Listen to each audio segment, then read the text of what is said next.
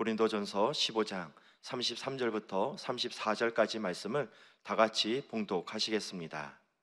속지 말라. 악한 동무들은 선한 행실을 더럽히나니 깨어 의를 행하고 죄를 짓지 말라. 하나님을 알지 못하는 자가 있기로 내가 너희를 부끄럽게 하기를 위하여 말하노라. 아멘. 저는 오늘 함께 봉독한 고린도전서 15장 33절부터 34절까지 말씀을 근거로 해서 영원한 삶을 준비하라 라는 제목으로 함께 은혜를 나누도록 하겠습니다. 우리가 사는 세상은 지금에 집중하게 합니다. 어느 광고에서 이야기합니다. 지금 이 시간을 즐기십시오. 지금의 선택이 평생을 좌우합니다. 사람들은 인내보다 속도를, 또 과정보다는 결과를, 또 영혼보다는 순간을 더 중요하게 생각합니다. 그래서 세상은 지금 누리고 있는 만족을 최고의 가치로 생각하며 살아가고 있습니다. 눈앞에 보이는 성공이 인생의 최종 목표가 되고 잠시 잠깐의 행복이 삶의 기준이 됩니다. 하지만 성경은 분명히 경고하고 있습니다. 야고보서 4장 14절 말씀입니다. 내일 일을 너희가 알지 못하는도다. 너희 생명이 무엇이냐? 너희는 잠깐 보이다 없어지는 안개니라. 아멘. 아침 햇살이 비춰지면 안개는 순식간에 없어집니다. 그와 마찬가지로 우리의 젊음도, 우리의 건강도, 우리가 가진 재산도 언젠가는 흔적도 없이 사라지고 맙니다. 결국 우리가 붙잡으려고 애쓰던 그 모든 것들은 영원하지 않는 허상에 지날 뿐입니다. 이 세상은 이야기합니다. 더 많은 것을 가져라. 더 높이 올라가라. 세상에 내 가치를 증명하라. 그러나 하나님께서는 말씀하십니다. 그런 세상의 것을 구하지 말고 오직 영혼을 깨끗이 하고 내 앞에 설 준비를 하라.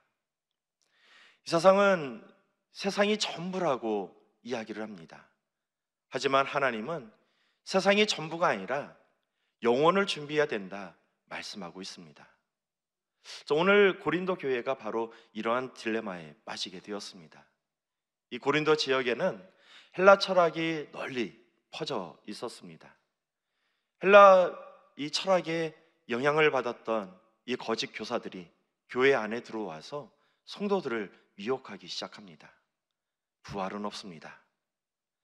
이 이야기를 믿었던 성도들은 이 부활의 소망과 영원한 삶에 대한 믿음이 흔들리기 시작했습니다.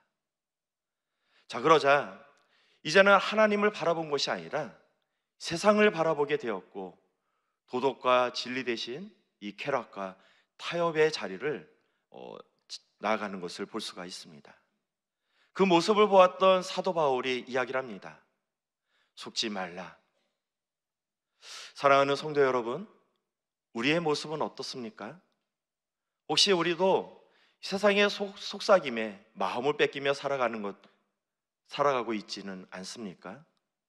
하나님보다 세상의 기준을 더 두려워하고 영혼이 잘 되는 것보다는 이 성공을 더 바라며 살아가고 있지는 않습니까? 이 시간 우리는 스스로에게 질문해야 할 것 같습니다. 지금 나는 과연 무엇을 바라보며 살아가고 있는가? 나는 세상만 바라보고 살아가고 있는가? 아니면 영혼을 바라보며 살아가고 있는 것인가? 혹시 세상의 기준에 속아서 내 신앙을 흔들리고 있지는 않은가 살펴보아야 하는 것입니다. 자, 그렇다면 우리는 어떻게 이 주어진 현재를 넘어서 영혼을 바라보며 삶을 살아갈 수 있는 것일까요? 오늘 말씀을 통해서 함께 알아보도록 하겠습니다. 첫 번째 살펴볼 말씀인데요, 속으면 안 됩니다. 우리 함께 따라해 보실까요? 속으면 안 됩니다. 세상은 끊임없이 우리를 유혹합니다. 지금이 중요합니다. 지금 즐겨야 합니다. 지금 마음껏 누려야 합니다. 이 조금만 더 가지면 행복해질 것 같습니다. 조금만 더 올라가면은 만족할 것 같습니다.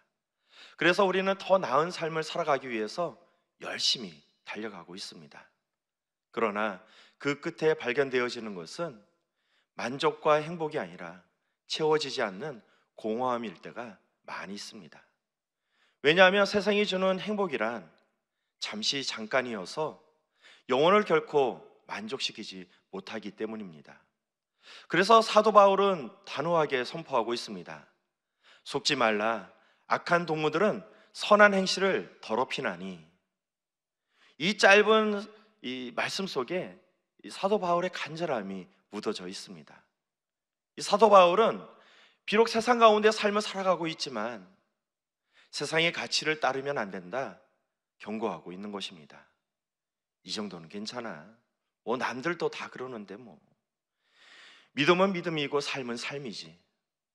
이런 말들은 우리 마음속의 신앙의 기준을 흔들어 놓고요. 이런 작은 타협들은 그 틈을 통해서 우리의 신앙이 무너지게 됩니다. 이 동남아시아 여러 나라에서 전해지는 오래된 원숭이 잡는 사냥법이 있다고 합니다. 이 사냥꾼은 먼저 항아리를 준비하는데요. 그 항아리를 이 나무에 꽁꽁 밧줄로 묶습니다. 그리고 나서 이 항아리 속에 아주 달콤한 과일들을 집어넣는데요.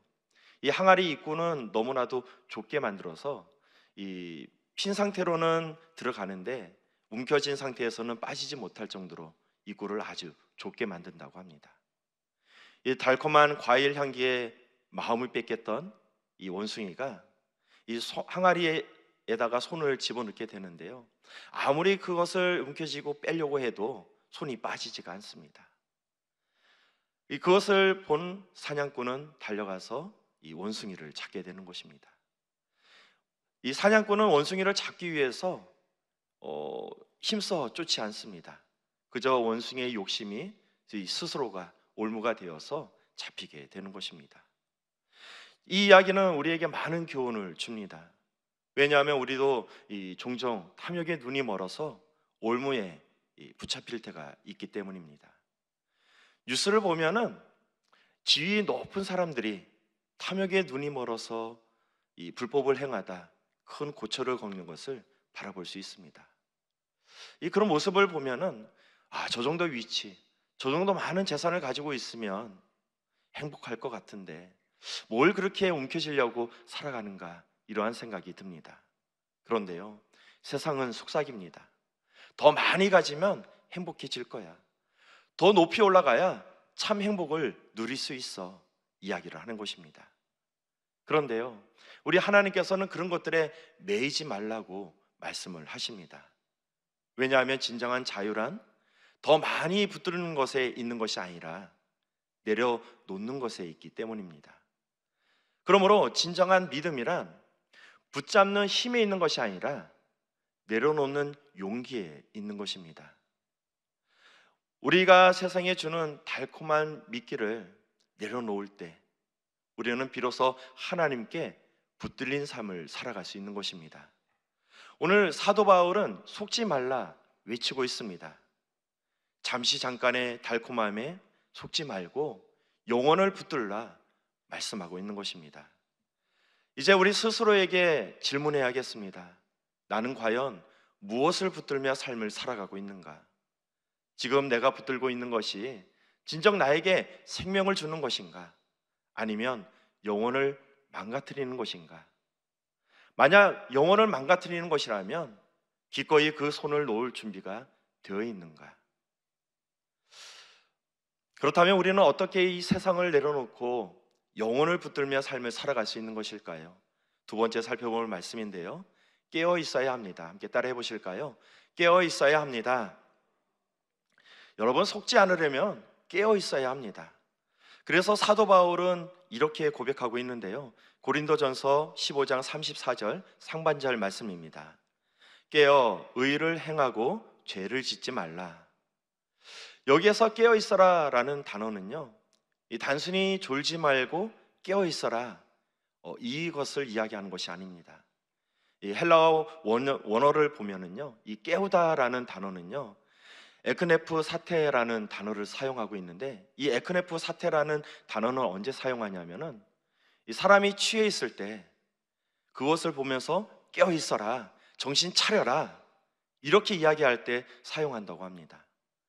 즉 사도 바울이 고린도 교회의 성도들에게 깨어 있어라 말했던 것은 이제 정신 차려라. 세상에 취하지 말고 죄에서 깨어서 하나님께로 돌아가라. 권면하고 있는 것입니다. 이 사람들은 세상에 취해 살아가고 있습니다. 이 성공에 취해하고 인정에 취하고 또 편안함에 취해서 마음을 뺏기며 삶을 살아가고 있습니다.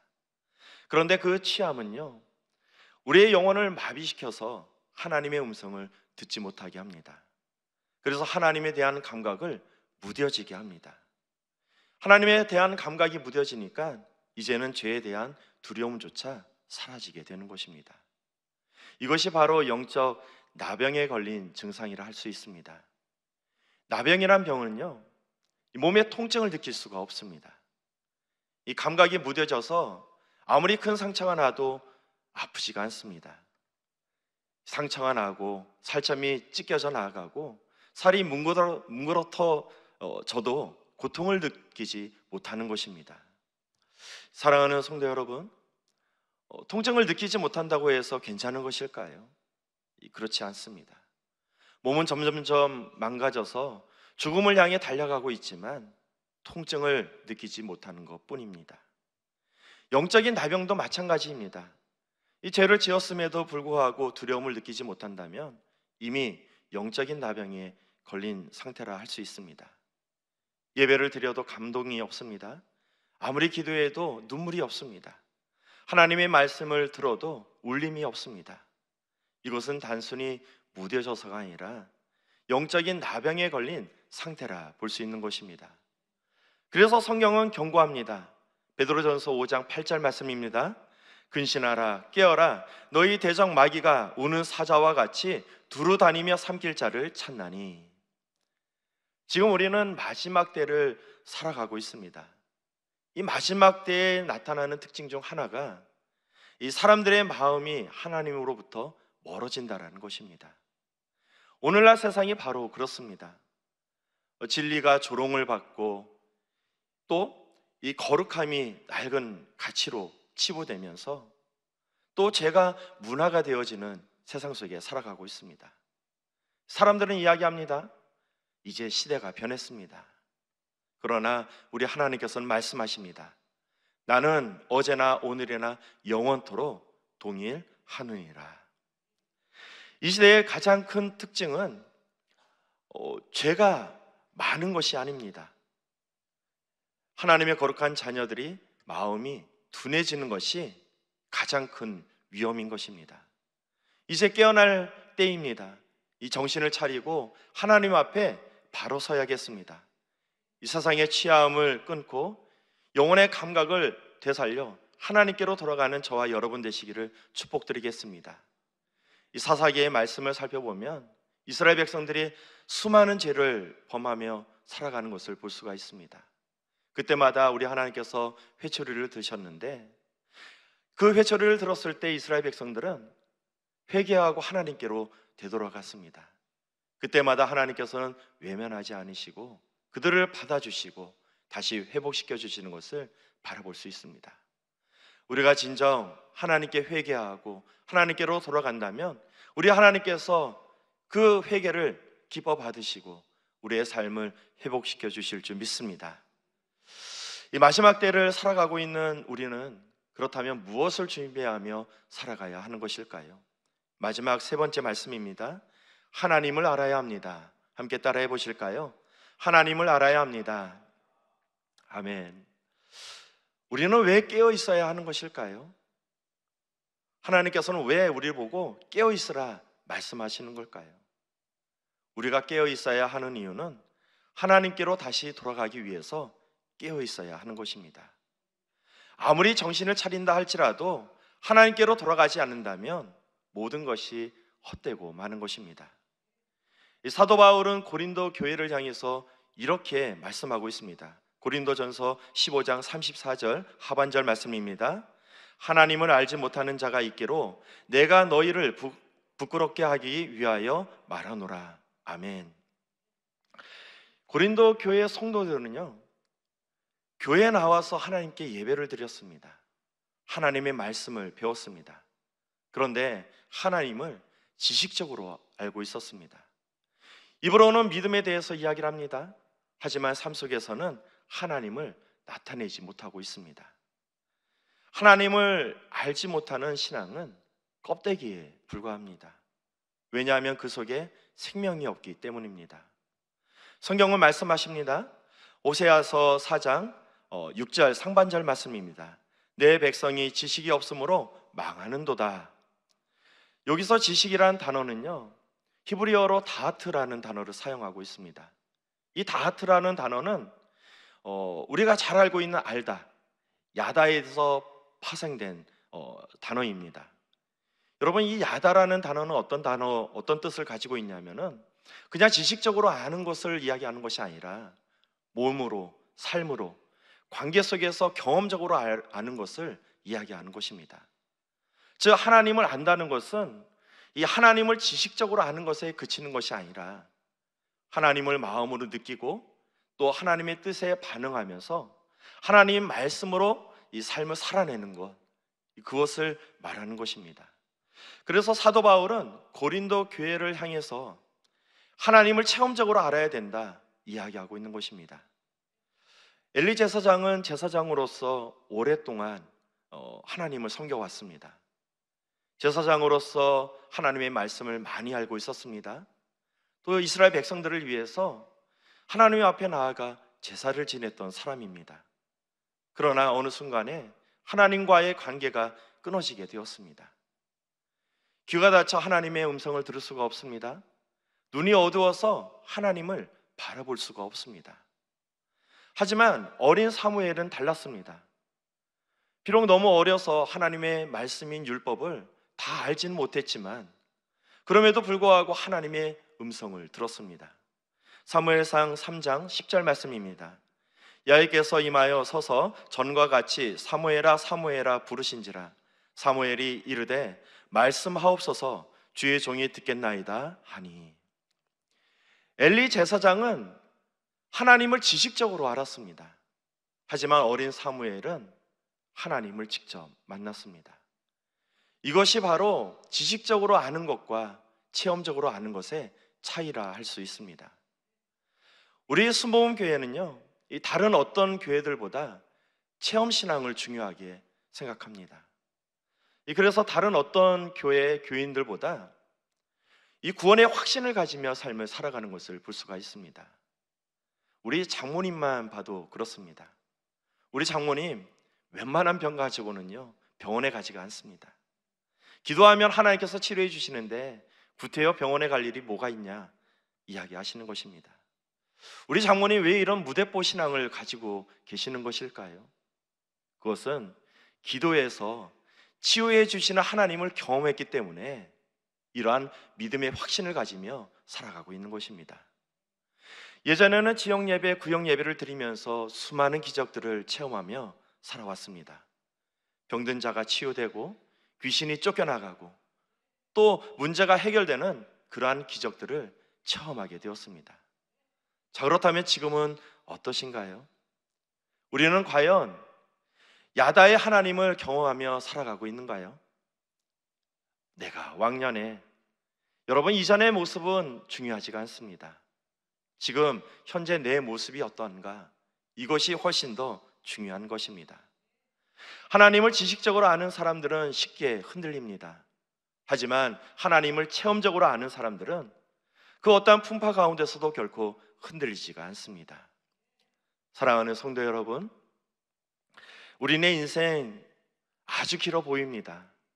하지만 하나님 앞에서는요 순간에 불과합니다. 세상은 끊임없이 우리를 지금에 묶어두려 합니다. 하지만 우리 하나님은 영원을 바라보며 삶을 살아라 말씀하고 있습니다. 지금 나는 무엇을 붙들고 살아가고 있습니까? 세상의 성공을 붙들려 성공을 이루기 위해서 삶을 살아가고 있습니까? 아니면 하나님의 그러한 영원을 위해서 영원에 대한 소망을 가지며 삶을 살아가고 있습니까?